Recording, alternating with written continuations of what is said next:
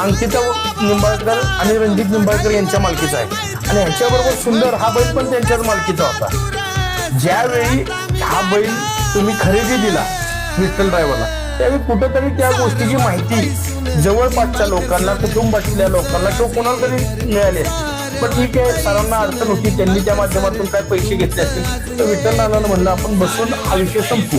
त्यानंतर 2-3 दिवसानं वैभव कदम विठ्ठल नानांच्या जवळ गेला. मी सांगितलं की तुम्ही एक काम करा, आता हे चाललेलं रुटीन तुमचं योग्य पद्धतीने चाललंय. आज जरी बैल तुमचा आला तर ते अंकिता वहिनी त्या पैरे करू शकत नाही किंवा पळवू शकत नाही. विठ्ठल नानाला म्हणजे जी काय बक्षिसाची रक्कम येईल तुम्हाला तुमचा खर्च जाऊन ती आपली त्यांना थोडी अर्धी देत जा, तुम्ही अर्धी घेत जा आणि असंच एकत्रित येऊन हा बैल पळवा. पण काही ह्यांच्यातले डिस्प्यूट काय वाढतच चालले, हे काय मिटण्याचं नाव घेत नव्हते.